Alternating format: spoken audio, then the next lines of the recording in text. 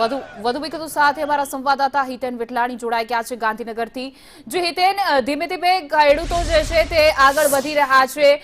જો કે પરમિશન આપવામાં નથી આવી, પરંતુ ગાંધીનગર પહોંચવાની આ કૂચ છે અને ખેડૂતોની એક જ માંગ છે। શું છે અપડેટ? બિલકુલ, જુઓ, ઓગણજ ખાતે સભા સંબોધાશે અને અહીંયા જ આ જે માર્ચ છે, પ્રોટેસ્ટ છે, તેનું તે પૂર્ણ થશે। અહીંયા તમે જોશો કે ટ્રેક્ટર્સ પહોંચવાના શરૂ થઈ ચૂક્યા છે। મનીષભાઈ આપણી સાથે છે। મનીષભાઈ, માંગ કેટલી સરકારની સામે રાખવામાં આવી છે? કારણ કે આપણે જોયું કે જિલ્લા વાઇઝ તબક્કાવાર ખેડૂતોએ ઉગ્ર આંદોલન કર્યું અને હવે ગાંધીનગર માર્ચ છે। સમગ્ર ગુજરાતમાં ખેડૂત ખેતીને ગામડું બચાવવા માટે સમગ્ર રીતે 18,000 ગામોમાં ખેડૂતોનો આક્રોશ છે। આ આક્રોશ શેના સામે છે? લાંબા સમયથી ભારતીય જનતા પાર્ટીની ખેડૂત વિરોધી નીતિ, જમીન છીનવવાનું પાપ જે કરે છે સરકાર, ઉદ્યોગપતિઓને ફાયદા કરાવવાના અને ખેડૂતોને અન્યાય કરવાનો, આ નીતિ સામે ભારોભાર આક્રોશ છે અને ખેડૂતોને એનો ભીખ નથી જોતી, એનો અધિકાર જોતો છે। ખેડૂત જગતનો તાજ છે, બોલવામાં સારું લાગે, પણ આજે ગુજરાતના ખેડૂત ઉપર 96,000 કરોડના દેવા છે। એનસીઆરબીના તાજેતરના ડેટા પણ કહે છે ખેડૂત અને ખેત મજદૂરોની આત્મહત્યામાં સતત ઉમેરો થતો જાય છે। એ આપણા સૌના માટે ચિંતાનો વિષય છે। પણ દુઃખ સાથે કહેવું પડે કે એક તરફ કેન્દ્રની મોદી સરકાર સત્તા મેળવવા માટે જે તે સમયે ખેડૂતની આવક 2022માં બમણી થશે આ નારો આપ્યો હતો, એને ટેકાના ભાવ મળશે એવી વાત કરી, પણ આ એ વિશ્વાસઘાત આજે કર્યો છે ને, ખેડૂતની આવક અડધી થઈ ગઈ અને ખર્ચ બમણો થઈ ગયો। 96,000 કરોડનું દેવા સાથે માત્ર ગુજરાતનું ખેડૂત આર્થિક પાયમાલે, ત્યારે કોંગ્રેસ પક્ષે નીતિગત નિર્ણય કરીને ગુજરાતના ખેડૂતોના હકને અધિકાર મળે એની માટેના યાત્રામાં સંપૂર્ણ સહયોગ સાથે કિસાન કોંગ્રેસ અને કિસાન સંઘર્ષ સમિતિના નેજા હેઠળ આ યાત્રા યોજાઈ રહી છે। ગુજરાતમાં ખેડૂતોની 5 માગણી મૂળભૂત છે। જમીન માપણી રદ કરો, ખેડૂતોને ટેકાના ભાવ આપો, પશુપાલકોને વ્યાજબી ભાવ આપે, ખાતર, બિયારણ, જંતુનાશક દવા વ્યાજબી ભાવમાં ઉપલબ્ધ કરાવો। આજે એના કાળા બજાર થઈ રહ્યા છે, સતત ભાવ ખાતરના વધી રહ્યા છે, એટલે ખેડૂત પરેશાન છે।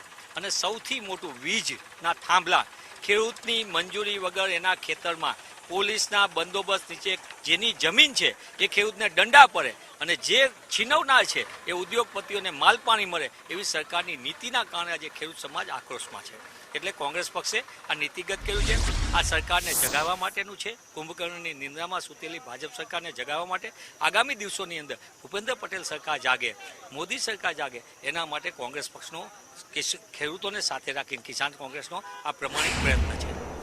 આગળ જવામાં આવશે કારણ કે પરમિશન નથી ગાંધીનગર જવા દેવામાં આવી।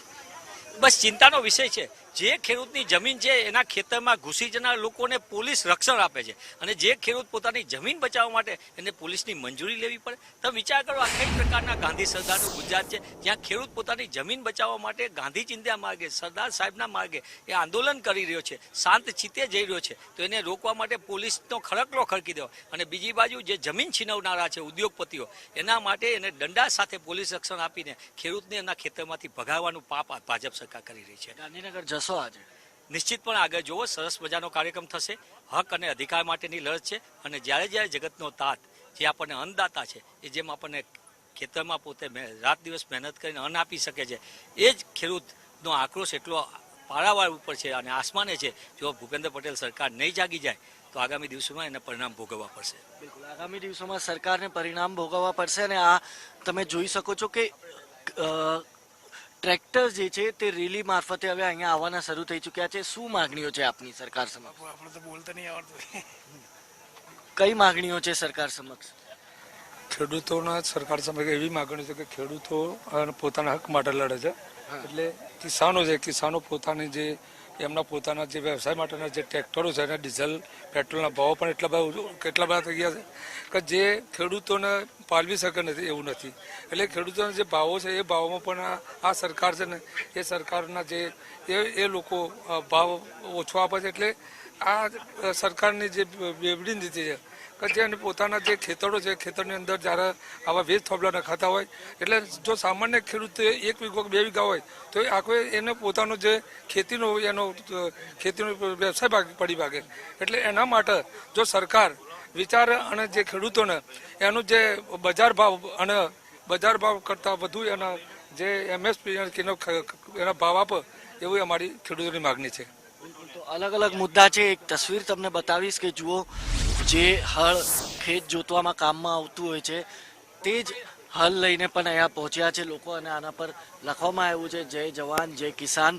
આ યુવા છે આપણા દેશનો અને તે હવે રસ્તા પર છે. શું માંગણીઓ છે આપની?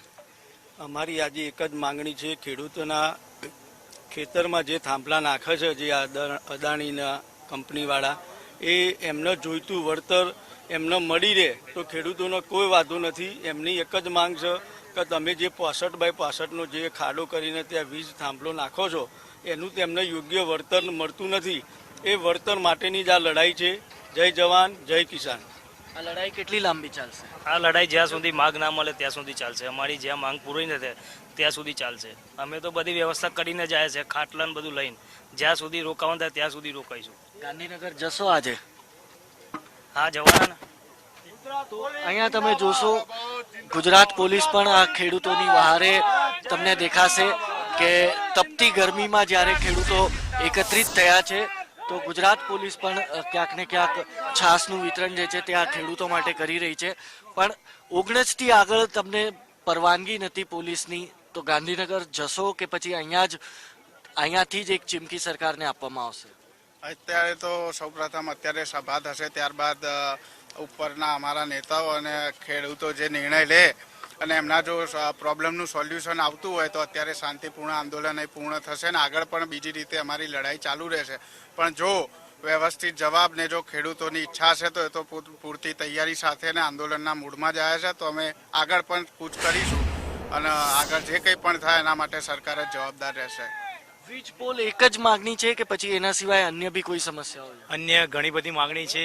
તમે મહારાષ્ટ્રમાં 5 વખત દેવું માફ કરેલું છે, તો ગુજરાતમાં 2009માં જ્યારે કેન્દ્રમાં કોંગ્રેસની સરકાર હતી મનમોહનસિંહની, ત્યારે 72 લાખ કરોડ રૂપિયા દેવું માફ કર્યું હતું.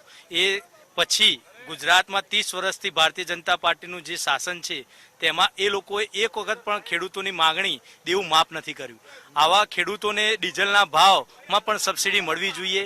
અને બિયારણ જુઓ તો બિયારણ પણ સારી ગુણવત્તાના નથી મળતા, જેના કારણે જે 4 મહિના સુધી જે મહેનત કરી રહ્યા છે એનું વળતર પૂરું મળી નથી, તો બીજ એમને ફ્રી આપવા જોઈએ તો ખેડૂતોનો વિકાસ થાય. ને દર વખતે ખેડૂતોના ભોગે જ બનાવવામાં છે. રોડ, રસ્તા, ગટર અને ટીપીમાં 40% જગ્યાઓ ખેડૂતોની જ કપાય છે. તો ખેડૂતોને જ દર વખતે બલિદાન આપવાનું કે બિલ્ડરો ને પણ સમજવું જોઈએ કે બિલ્ડરોને 40% કપાત લે છે, એની જગ્યાએ જો 25% કપાત લેવામાં આવે તો ખેડૂતને પણ સારો ભાવ મળી રહે અને ખેડૂત પણ એક સારું પોતાના જીવનનું, પરિવારનું નિર્વાહ કરી શકે. તો આવી અનેક માંગણીઓ છે તે સરકાર પૂરી કરે, અને નહીં કરે તો જે ખેડૂતો આંદોલન લાવશે અને 2027ની વિધાનસભામાં ભારતીય જનતા પાર્ટી ક્યાંય દેખાશે નહીં. કારણ કે જે 2 કરોડ ખેડૂતો છે અને હાલ 116 ધારાસભ્ય છે જેઓ પોતે ખેડૂત છે પણ ખેડૂતનો અવાજ એ ઉઠાવી શકતા નથી. એટલે જે વિપક્ષની પાર્ટીઓ છે એમને ચૂંટીને જનતા લાવે,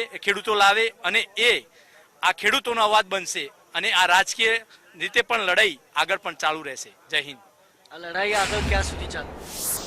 આ તો માત્ર શરૂઆત છે અને આગળ જો ગાંધીનગર અમે કુછ કરશું અને જો નહીં કરવા દેવામાં આવે તો બધા આગેવાનો સાથે મળીને નિર્ણય લેશે.